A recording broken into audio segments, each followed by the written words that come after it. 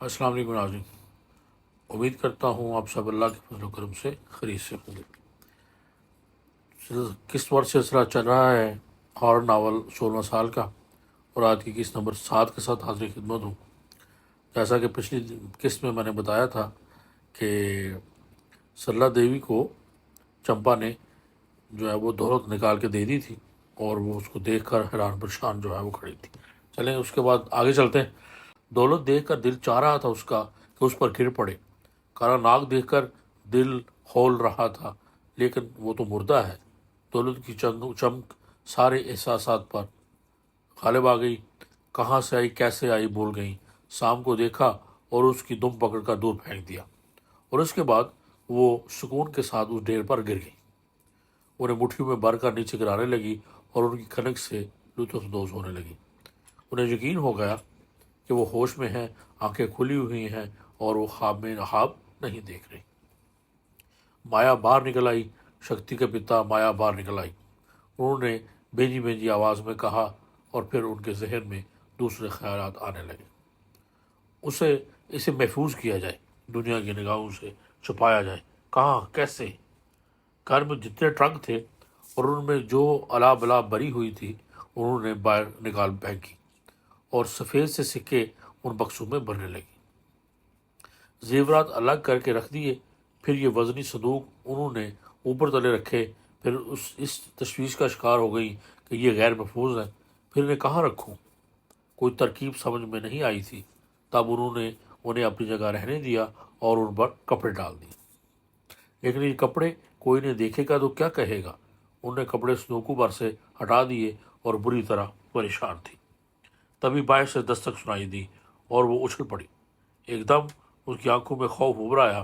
उन्होंने जल्दी से बाहर निकल कर कोठे का दरवाज़ा बंद कर दिया और बड़े दरवाजे के पास पहुंच गई। कौन है, कौन है? वो खौफजदा लहजे में बोली। दरवाज़ा खोले माताजी, हम हैं। बाहर से रूपा की आवाज़ सुनाई दी और उन्होंने गहरी सांस लेकर दरवाज़ा खोल दिया। लड़कियां लाइन से अंदर दाखिल हुईं और उनके दरमियान वो भी थी, वैसी मासूम, वैसी खामोश। सरला देवी का दिल धक से हो गया। कुंडी अंदर से बंद थी और वो अंदर थी, फिर बाहर कैसे निकल गई? लेकिन ये वक्त ऐसी बातें सोचने का नहीं था। उन्होंने उस पर से निगाहें हटा ली, कोठे की तरफ लपकी, फिर ठठक कर रह गई और लड़कियों को घूरने लगी। आ गए तुम लोग? हाँ माता जी। अभी क्यों आ गए? उन्होंने कहा। तुम क्या कर रही थी माता जी? शक्ति ने पूछा। मैं क्या कर रही थी? कुछ भी नहीं। भगवान की सौगंध, मैं तो कुछ भी नहीं कर रही थी, वो बुखलाकर बोली। और शक्ति हैरत से माँ को देखने लगी। फिर किसी ख्याल के तहत उसने कहा, क्या पंडित राम स्वरूप जी आए हुए हैं? अरे लानत भेजो उस मोए पर, अब उस घर में कैसे आएगा? तुम लोग जाओ, कुंदन लाल क्या सोचेगा।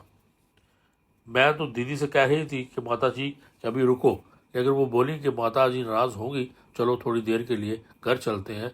पर ये बोली, नहीं नहीं, शादी ब्याह की बात है, आज उसके यहाँ, कल हमारे यहाँ। जाओ तुम लोग जाओ, मैं नहीं नाराज़ होंगी। बात क्या है माता जी? क्या हो गया आपको? शक्ति की ने ताज्जुब से बोली। पागल हुई है तू? भला मुझे क्या होगा? कुछ हुआ ज़रूर है माता जी। अच्छा बकबक मत कर, जा कुंदन लाल के यहाँ जा। अभी वहाँ कोई काम नहीं, फिर चली जाऊंगी। चली जाऊंगी थोड़ी देर में, अभी आए हैं और दोबारा जाते हुए अच्छा नहीं लगेगा, शक्ति ने कहा और कोठे की तरफ बढ़ गई। अरे कहाँ जा रही है? कहाँ जा रही है तू? सरला देवी कोठे की तरफ लपकी। शक्ति बाहर से बंद कुंडी देख चुकी थी। उसके जहन में अजीब अजीब ख्याल आने लगे। कपड़े बदलूंगी माँ जी, उसने कहा। ठीक है तो है कपड़े, क्या खराबी है इनमें?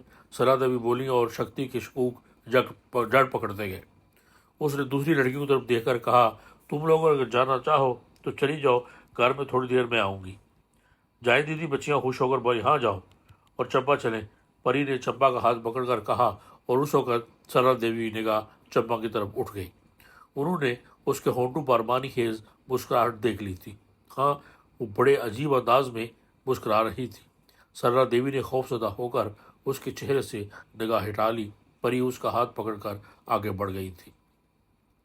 लड़कियों के बाहर जाने के बाद उसने दरवाजे को कुंडी लगा दी और फिर उसकी तरफ देखकर बोली, हाँ माता जी, अब बताएं। क्या बताऊं आखिर? कोठे में कौन है? क्या कोई नहीं है? तेरा दिमाग खराब हो गया है क्या? माँ जी, मेरा दिमाग खराब नहीं है, मगर हो जाएगा आज, शक्ति ने कहा और कोठे की तरफ बढ़ गई।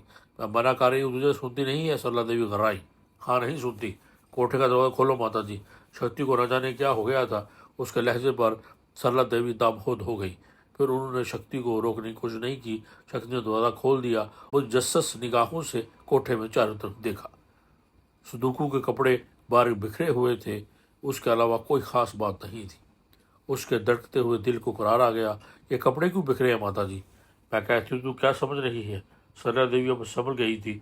उन्हें एहसास हुआ कि बिला वजह हमाकत कर रही थी। कुछ भी नहीं समझ रही माँ जी, बस ख्याल था कि आपने पंडित रामस्वरूप जी को अंदर कुछ रखा है। माता जी, भगवान की सौगंध, उस साधु के रूप में शैतान मालूम होता था। तू मेरे ऊपर शक कर रही थी, कमीनी चंडाल। मेरी जानी मुझको ले जाए, शर्म नहीं आती तुझे? अब बातें ही ऐसी कर रही थी। माता जी, क्षमा कर दे मुझे, मगर ये कपड़े क्यों निकाल फेंके हैं? धूप लगाने के लिए। खाली बैठी थी, मैंने सोचा कि कपड़ों को धूप ही लगा लूं, मगर अब तो धूप डाल रही है, फिर काफ़ी है, चल इन्हें बाहर डाल दें। सलाह देवी ने सोचा था कि तरकीब कारगर रही। शक्ति खुद भी शर्मिंदा थी। खामखा माता जी के बारे में ऐसी बुरी बात सोची, मगर न जाने उन्हें क्या हो गया है। कोई बात ज़रूर है। इसके जहन में अभी तजस्सुस बरकरार रहा। कपड़े बाहर डालते हुए भी वो इस बारे में सोचती रही। वही कोई बात समझ नहीं आई। उसके बाद उसने पूरे घर की तलाशी ली और फिर मुतमिन हो गई, कोई खास बात नहीं थी। अब मैं जाऊँ माता जी? और देख ले, घर में कुछ छुपा ना हो। देख ले, देख ले। माफ़ कर दे माता जी, मैं जा रही हूँ, उसने मुस्कुराते हुए कहा और चली गई। और इसके बाहर निकलते ही सरला देवी ने जल्दी से कुंडी चढ़ा दी और फिर वो दौड़ती हुई कोठे में घुस गई। बड़ी खैरियत हो गई। शक्ति इनका सांप पर नहीं पड़ी थी, वरना ना जाने क्या होता। उन्होंने जल्दी से सबसे ऊपर वाले संदूक को खोलकर देखा। सिक्के मौजूद थे। नीचे के बक्स में उन्हें हरा कर देखा, सब के सब वजनी थे। उन्होंने सुकून की गहरी सांस ली। पेट में खोलन हो रही थी, वरना उसके पेट में तो कुछ भी नहीं रह सकता था। किसी से कहना जरूर था कि बिना कहे काम कैसे चलेगा। कन्यालाल के सिवा और कौन था जिसे वो राजदार बनाया जा सकता था? वो बेचैनी से कन्यालाल का इंतजार करने लगी। कोठे का दरवाजा बंद करके बरामदे में आ बैठी। न जाने किस तरह शाम हुई और फिर बाहर कन्यालाल की आवाज़ सुनाई दी। उन्होंने दौड़कर दरवाज़ा खोल दिया था। कन्यालाल अंदर आ गया। उसने हस्बे ममूल 50 रुपये सरला देवी के हाथ पर रखे और मुंह हाथ धोने चला गया। सरला देवी परेशान सी उसके पास आ खड़ी हुई। कन्यालाल ने गौर न किया। वहां से उठकर वो भट्टे की राख दूस करने लगा। तब भी वो उसके पीछे थी। भट्टे से हटकर वो चाक के लिए भट्टी इकट्ठे करने लगा। तब भी सरला देवी उसके नजदीक थी। क्या बात है? हाँ, कोई खास है क्या? हाँ, सरला देवी के मुंह से निकला और कन्यालाल के हाथ रुक गए। क्या हो गया? बच्चियां कहाँ हैं? कुंदन लाल के घर। फिर क्या बात हुई? यहाँ आओ, मेरे साथ अंदर आओ। सरला देवी ने कन्यालाल का हाथ पकड़ लिया और कन्यालाल अंगूछा संभालता हुआ हैरान सा उसके साथ कोठे में दाखिल हो गया। अब उसकी आंखें हैरत से जागने लगी।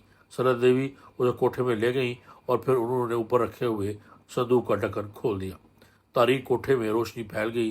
कन्यालाल थोड़ी देर तक सूरत हाल समझ ही न सका, लेकिन जब यकीन हो गया कि आंखों को धोखा नहीं हो रहा, तो वो पागलों की मानद माया के उस ढेर के पास पहुंच गया। उसने कदीम सिक्के, जेवरात और कीमती पत्थर उठाकर देखे और उस पर दीवानगी की सी कैफियत तारी हो गई। ये सब कहाँ से आया शक्ति की माँ? ये सब कहाँ से आया? ज़रा देखो, मेरी आंखें तो ठीक है, मेरा दिमाग तो ठीक है, मैं उल्टी सीधी बातें तो नहीं कर रहा। शक्ति की माँ जल्दी से बता। सब कुछ ठीक है नाथ। माया बाहर आ गई है और माया का सांप मर गया है भगवान, हमारे तो दिल दर्द दूर हो गए। अरे शक्ति की माँ, छुपा ले, जल्दी से कोई देख ना ले। बस्ती वाली चोर है, सब के सब सुसरे चोर हैं। लड़कियां कब आएंगी? बच्चियां हैं, इन्हें पता ना चलना पाए। किसी से कह देगी और बात सारी फैल जाएगी। तू जल्दी जा और बच्चों से कहना अभी घर वापस ना आए। जल्दी जा शक्ति की माँ। होश में आओ नाथ, कोई काम की बात करो। मैं खुद परेशान हूँ। पहले सांप को फेंक दो और फिर उसे छुपाने की तरकीब सोचें। अरे क्या सोचूं शक्ति की माँ, क्या सोचूं? मेरी तो अकल ही खराब हो गई है। कहाँ है सांप, कहाँ है? कन्यालाल ने कराते हुए कहा। सरला देवी ने उसे सांप दिखाया। कन्यालाल ने मुर्दा सांप की दुम पकड़ी और घर से निकल गया। उसे कहीं दूर फेंक कर वो दोबारा वापस आ गया था। अब बोल क्या करूं? बोल अब क्या करूं? दोनों छुपाने के मंसूबे बनने लगे। बिल आखिर तय किया गया कि उसे बर्तन पकाने के भट्टे में छुपा लिया जाए और कन्हैयालाल इंतहाई मेहनत से ये काम करने लगा। उसने इंतहाई महारत से ये तमाम चीज़ें कच्चे बर्तनों में छुपाई और ये बर्तन भट्टे में चुन दिए। लड़कियां अभी तक वापस नहीं आई थी। सुनहरी दौलत के अंबार कन्यालाल के कच्चे बर्तनों में भरकर इस तरह भट्टे में चुन दिए जैसे वो बर्तन पकाने के लिए भट्टे में रखता था। अलबत्ता उसने लकड़ियां वगैरह वहां से दूर रखी थी कि कहीं कोई लड़की उनमें आग न लगा दे। फिर उसे ख्याल आया कि जब ये लोग देखेंगे कि बर्तन तो भट्टे में चुने हुए हैं लेकिन लकड़ियां उसमें नहीं है लगी हुई, तो वो क्या सोचेंगे। उसने सरला देवी को बुलाया और अपना मकसद बताते हुए कहा, सुनो बागवान, कहीं ऐसा ना हो कि लड़कियां लकड़ियों में आग लगा दें और सब जलकर भस्म हो जाए। राम ऐसी बातें न करें, कैसी बातें मुंह से निकालते हो। सरला देवी ने कहा, मैं तो बुरी बात निकाल रहा हूँ मुंह से, पर तू भी सोच निगरानी कर सकेगी इसकी। क्यों ना करूँगी, फिर लड़कियाँ इतना काम कहाँ करती हैं। मैं ख्याल रखूँगी, तुम इसकी चिंता ना करो। ठीक है ठीक है, अब मैं उसका सामने का हिस्सा कच्ची मट्टी से भर देता हूँ ताकि लोगों को ये सब कुछ नजर भी ना आए।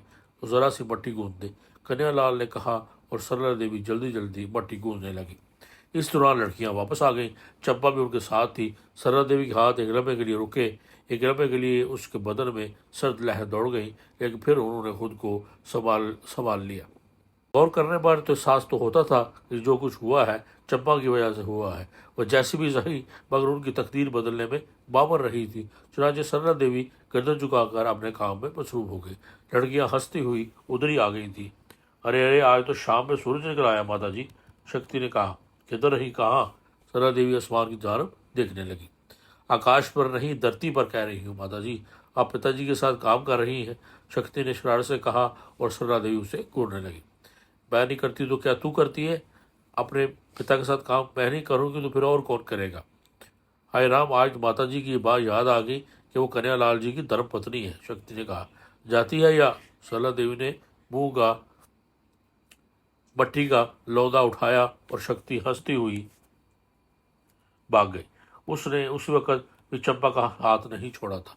वो चंपा से बहुत प्यार करती थी और सरला देवी के होठों पर मुस्कुराहट फैल गई। फिर कहा, ये लड़कियां कन्या जी, अब तो हमारे सारे दिल दर्द दूर हो गए। खामोश रह, भगवान के लिए खामोश रह। तो औरत ज़ात है और औरत ज़ात पेट की हल्की होती है। सारे मोहल्ले को ना बता दी फिर, ताकि हम दौलतमंद हो गए हैं। मैं कहता हूँ शक्ति की माँ, अपनी जुबान बिल्कुल बंद रख, कोई बात ना निकलने पाए तेरे मुंह से। नहीं नहीं, मैं किसी से कुछ नहीं कहूँगी, तुम चिंता मत करो, बस जल्दी से उठ जाओ, वरना कहीं लड़कियों को फिक्र ना हो जाए। ठीक है, अब मेरा काम हो गया। ला अब ये लकड़ियाँ अब यहाँ चुन दे, कन्हैयालाल ने कहा और लकड़ियाँ चुनने के बाद वो दोनों वहाँ से चले आए। नाना में रखे हुए पानी से हाथ धोए और फिर दोनों अंदर चले आए। लड़कियों से उन्होंने कोई खास बात नहीं की थी।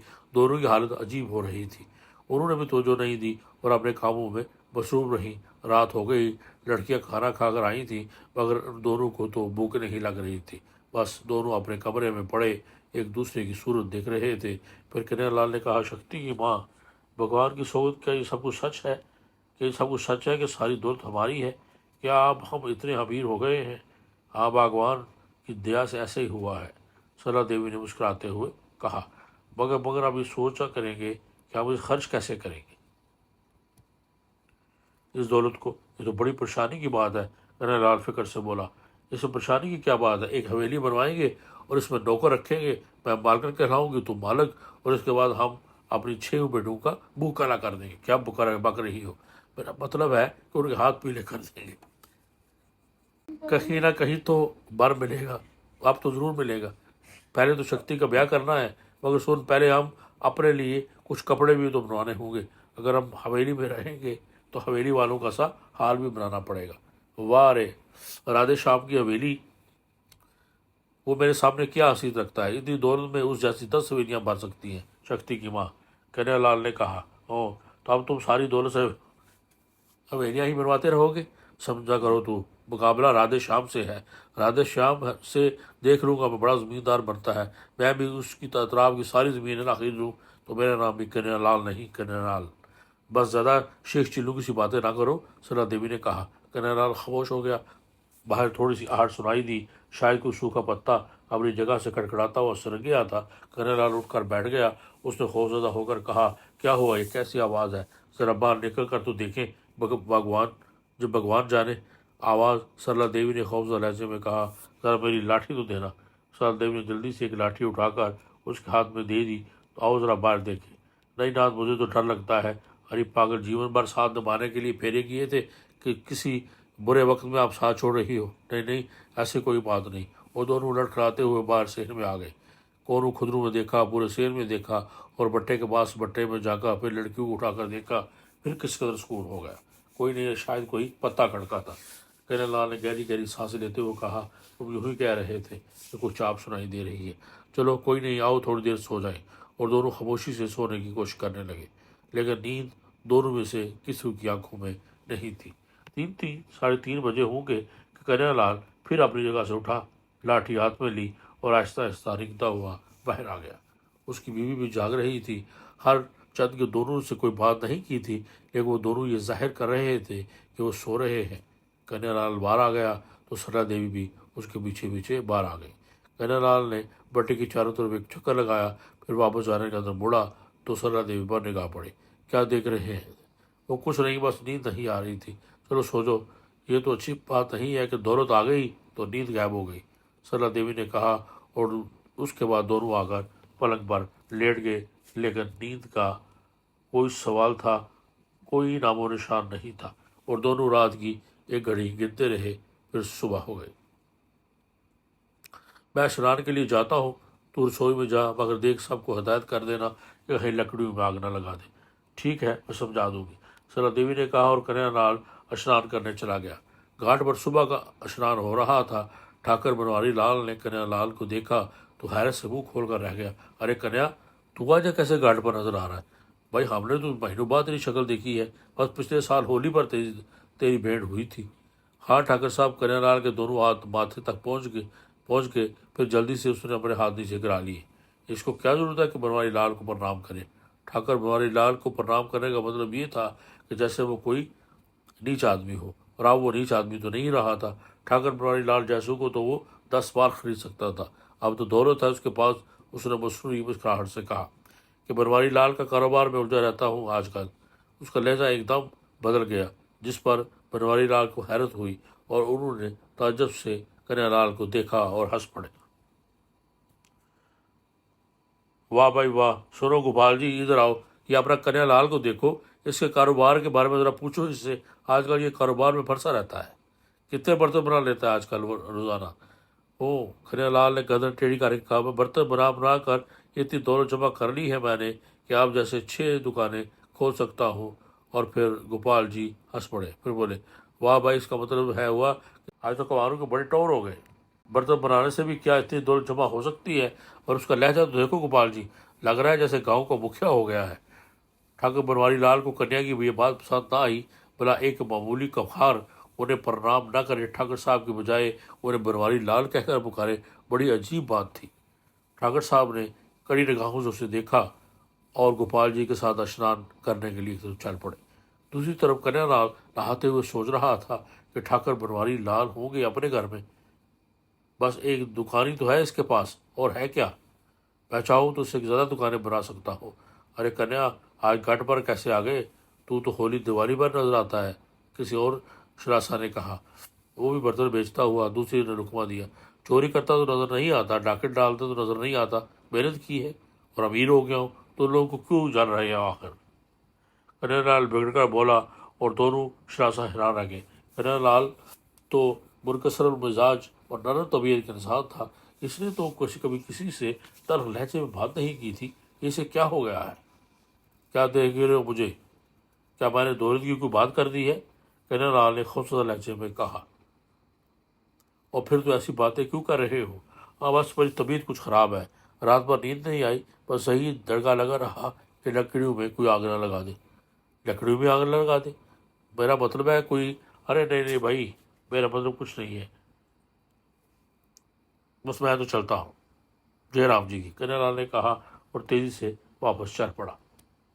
उसने ठीक से स्नान भी नहीं किया था।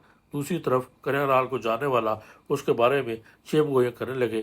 तुमने देखा राम, कन्हैयालाल कैसी बातें कर रहा है? कुछ हो गया है बेचारे को। अरे राम, 6 बेटियों का गरीब बाप है, जवान बेटियों को बोझ कमर तोड़ देता है। मुझे यूँ लगता है जैसे परेशानों ने इसके खास छीन लिए हैं। ऐसा ही लगता है किसी के बारे में बात करें और आपसे। ठाकुर साहब बेचारे कन्या का दिमाग उड़ गया है, बाकी बाकी बातें कर रहा था। अभी आधा स्नान करके भाग गया। अरे दिमाग उड़ गया है उसका, यही तो मैं कह कहूँ, बड़ी इज्जत करता था मेरी। तो बात ये है, फिर तो अफसोस की बात है, उस बेचारे का गुजर कैसे होगा, ठाकुर बनवारी लाल ने कहा। और सब लोग इस बात पर हैरत करने लगे। तो ये थी जी किस नंबर 7। इसके बाद क्या हुआ उसके लिए जुड़े रहिए मेरे चैनल के साथ। और मुझे दीजिए आप इजाज़त। अपना बहुत ख्याल रखिए और मुझे भी दुआ में याद रखिए। अल्लाह हाफ़िज़।